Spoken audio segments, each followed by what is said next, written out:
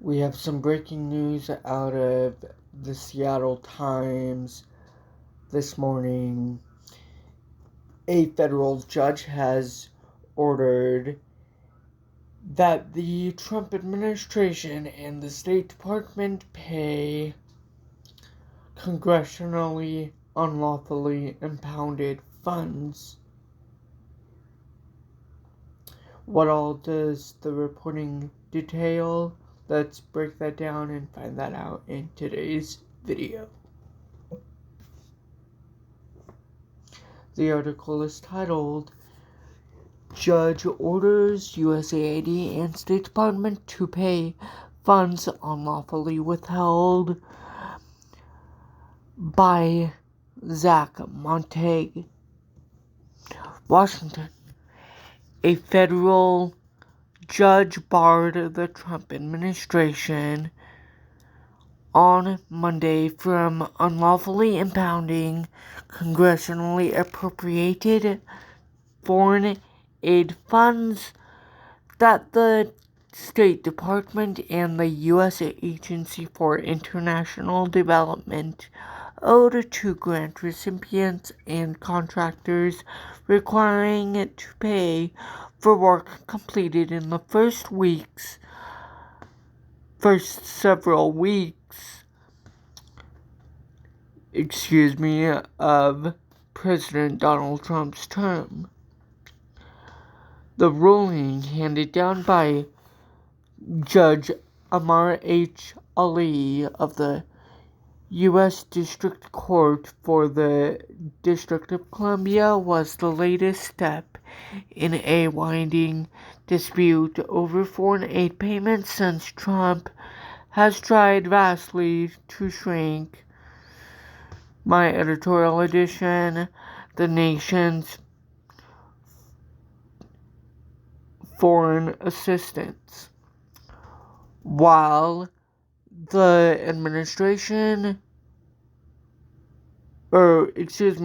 forcing the administration to pay for work completed before February 13th, Ali said the limits of the case prevented him from ordering payments on future work or restoring canceled contracts. But he left no doubt that he believed that the administration had exceeded its authority in trying to block funding, a warning that could echo through a deluge of lawsuits over the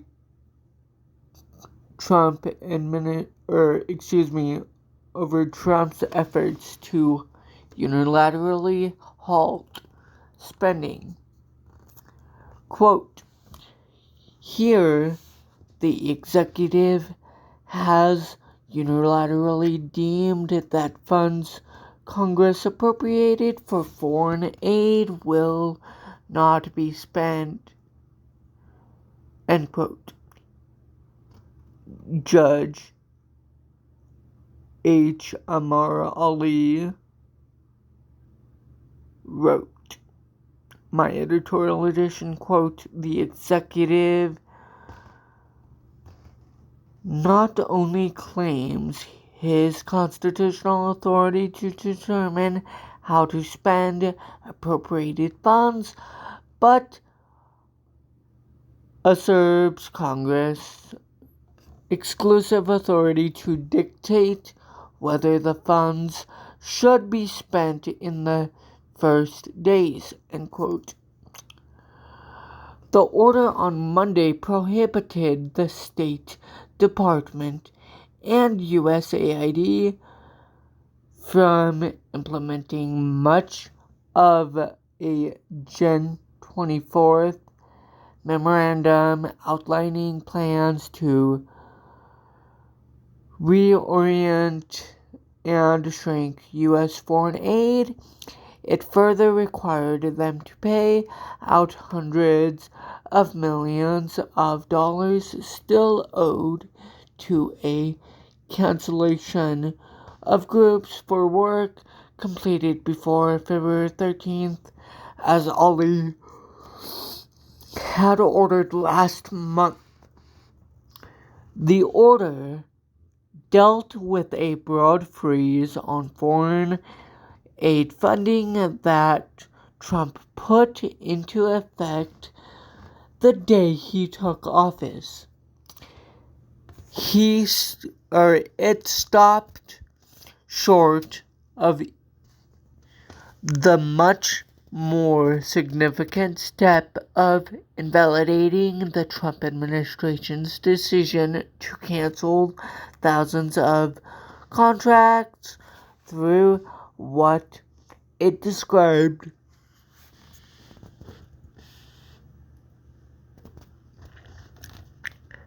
as an expedited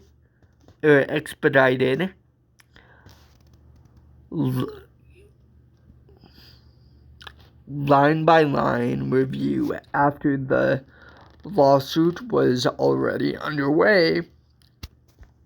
Ali found that the court was restricted to addressing the specific harms laid out in the lawsuit, not, quote, supervision of discrete or ongoing exercise or executive decisions, end quote.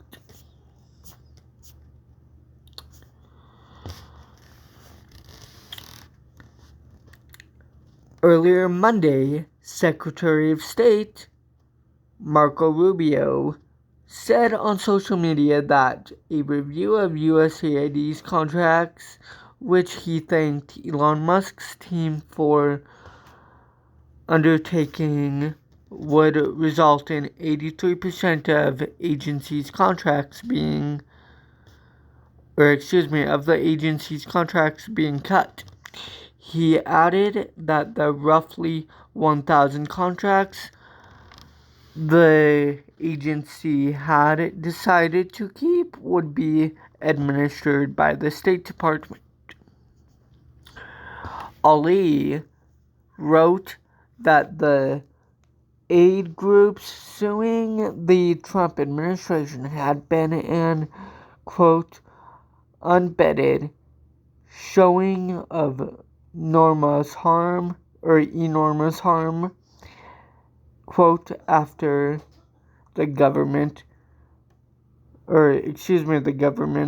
review of its contracts left them scrambling to keep life-saving operations going. During a hearing Thursday, Ali had given the agencies until Monday at 6 p.m. to process old invoices and pay the groups suing for work completed before February 13th. The order Monday also required the government to file a report by the end of the week outlining how it would pay others that previously received federal funding before the review. Aid groups have argued that the funding pause jeopardized their mission, but even after Ali provided an initial report in their favor last month, ordering the government to unfreeze some payments on February 13th, a variety of groups, including some not involved in the lawsuit, have said they still had not received expected payouts.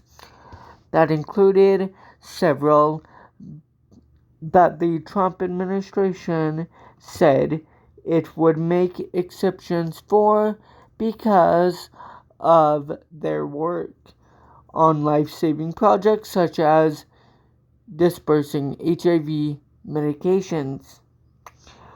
Lawyers representing the government have argued that those failures to pay were not in defiance of the court, but rather that many payments effectively got lost in the shuttle when the agencies decided to end most of their programs after the line-by-line review, while simultaneously putting most of the employees normally responsible for processing payments on leave.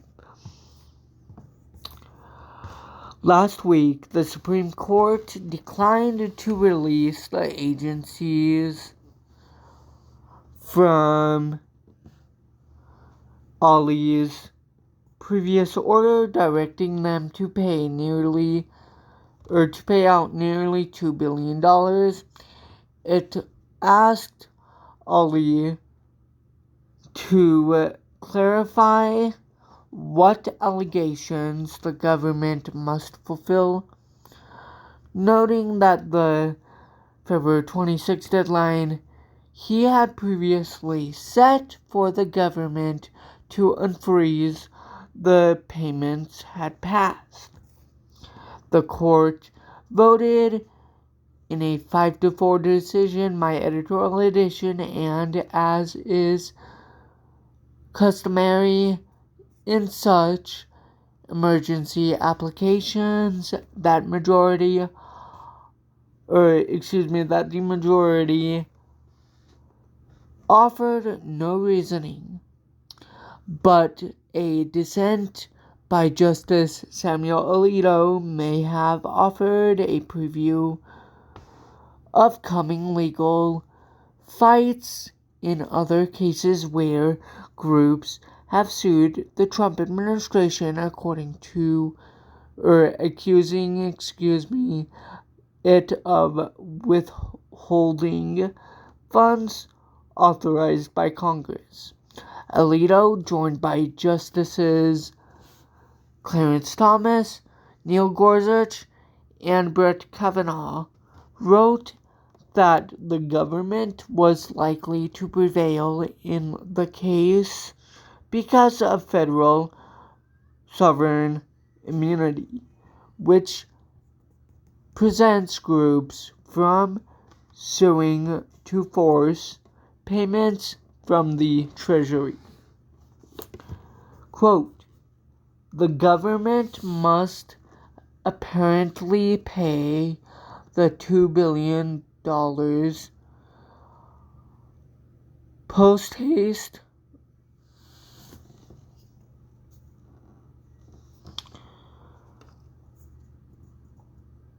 not because the law requires it, but because the district judge so ordered, end quote, he wrote. Quote, as the nation's highest court, we have a duty to ensure that the power entrusted to federal judges by the Constitution is not abused. Today, the court fails to carry out that responsibility, end quote.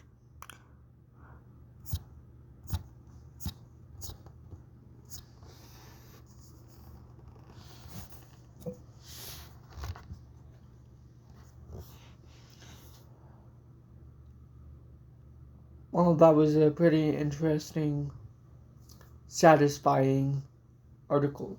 However, I do have to fact check what Justice Samuel Alito and Clarence Thomas wrote in their opinions, that fortunately you guys did not find any abuse of power by the district court federal judges, because there weren't any. I commend Justice Amy Coney Barrett and John Roberts for doing the right thing and ordering the Trump administration to pay funding, even though they were already paid or ordered, to pay the funding, because Donald Trump nor his administration had the lawful legal right to impound the funds. That is gonna do it for today's video and legal breaking analysis reporting. Ladies and gentlemen, if you did enjoy this legal breaking analysis reporting, please do consider liking, commenting, sharing, subscribing. A couple things before we end today's video, ladies and gentlemen. One, if you did enjoy this video and you never want to make sure, if you